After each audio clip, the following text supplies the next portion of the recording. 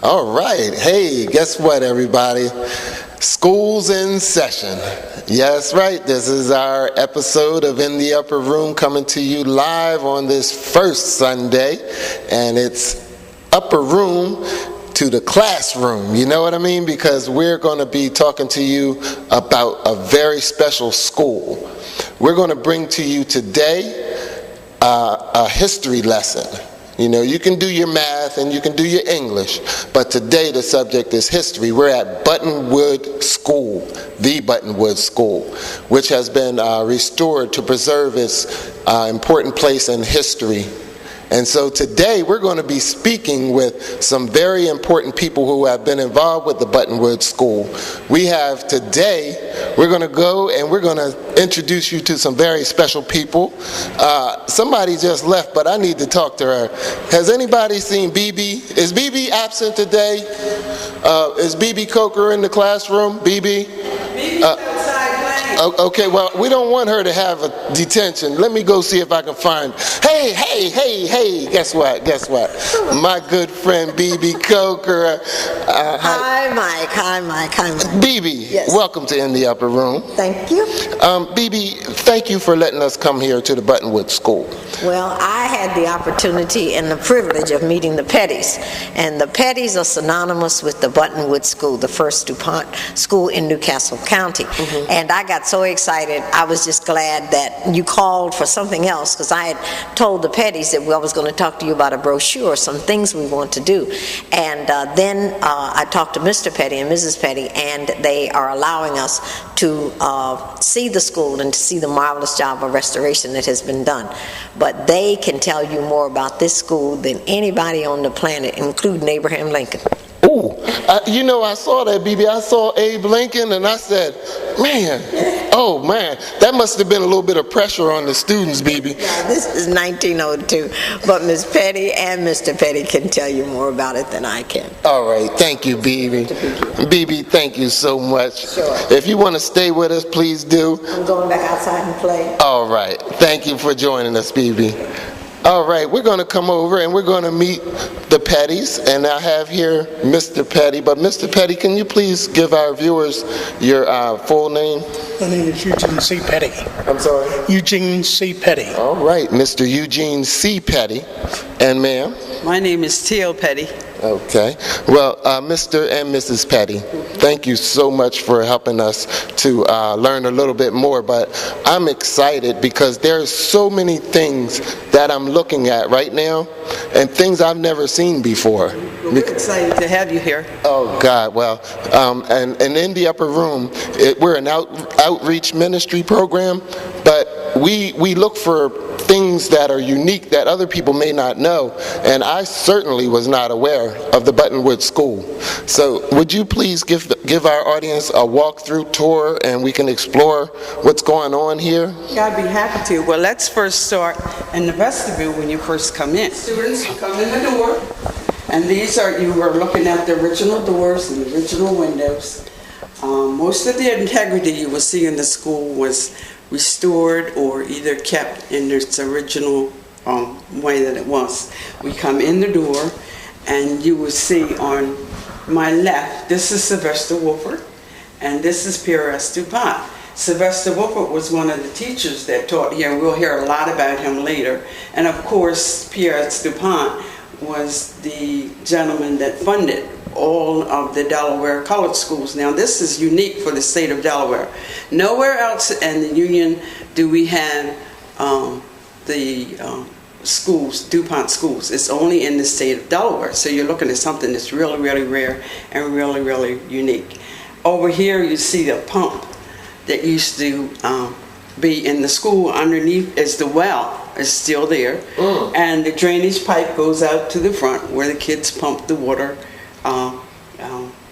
to get a nice cool drink. That's amazing. That's amazing. Now over here, I would like for you to see, this is James Colburn.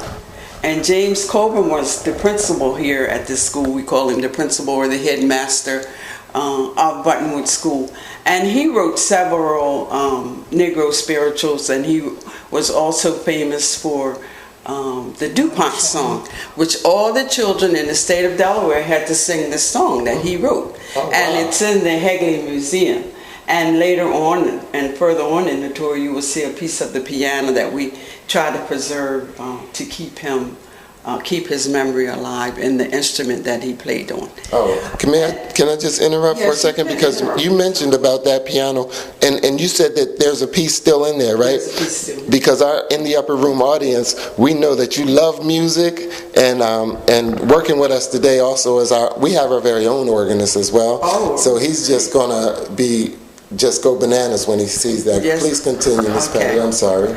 Okay, now if we can get the cameraman to move over. Oh, okay.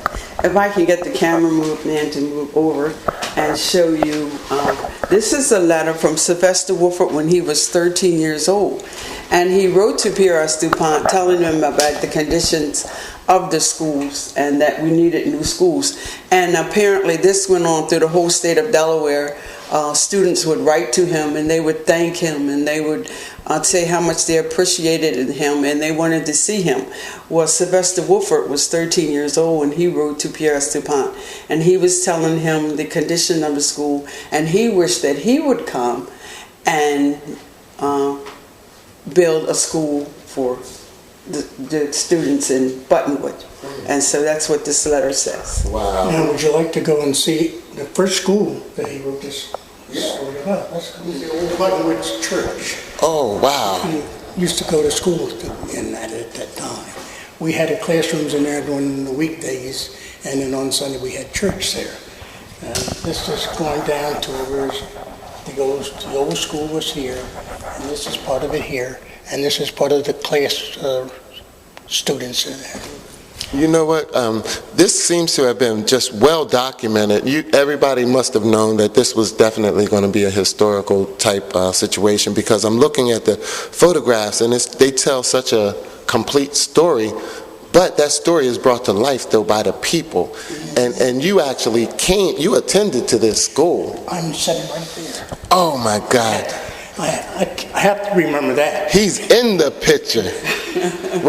When we say we have Mr. Petit in the house, we have Mr. Petit in the house, and he was in the house way back when.